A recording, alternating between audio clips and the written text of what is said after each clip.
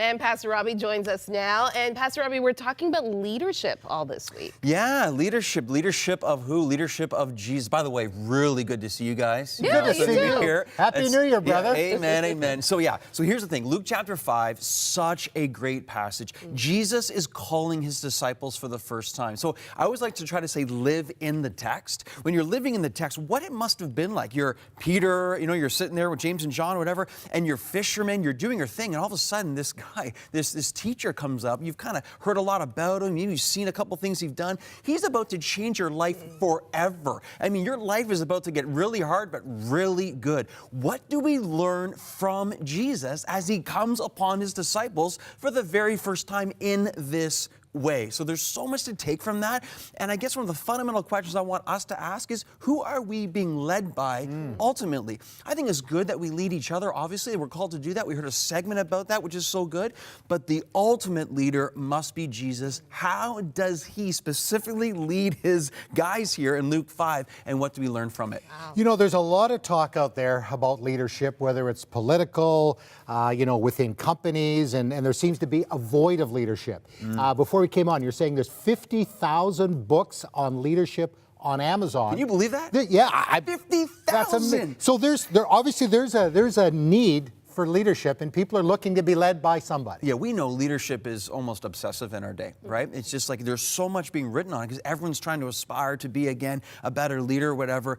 As long as we begin with the leader of leaders, there's only one leader who can take you from death to life. Only one leader who can take you from blindness to sight. Only one leader that provides the entrance and the way to heaven. And at the end of the day, the one question you want answered is, where am I going when this life is done? Again, I want to be with Jesus Christ. You must follow him as the door, he calls himself, and as the good shepherd. Okay, so my friends are watching and they're saying, so how do I know if I'm really, truly being led by God? Yeah, well, then tune in this week. All right? Right? Okay, we'll be back. I was trying to help you get the quick version. I know, but it's true here. So Luke chapter 5, what does Jesus look for? In fact, what we find that he does, he's calling out to them and asking them to do things that are contrary to the world's wisdom.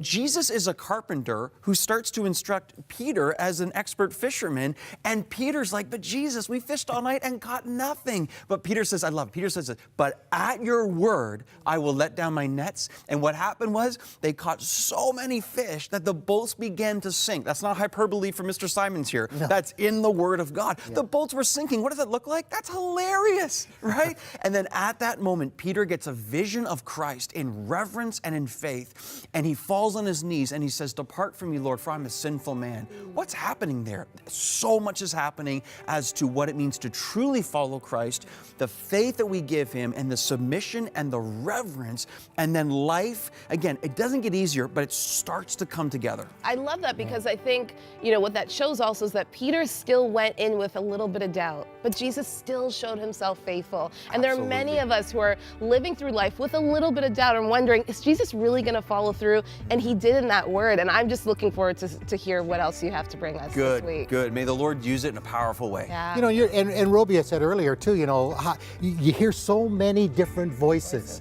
but we are his sheep.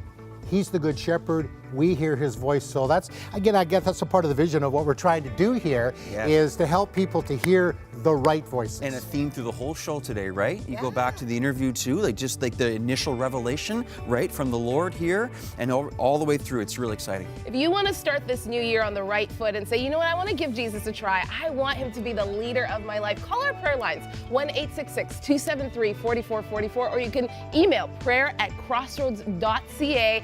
Amazing prayer partners that would love to pray with you, introduce you to this leader who wants to lead you in the right direction today. And we're looking forward to seeing you next time. Thanks for tuning in.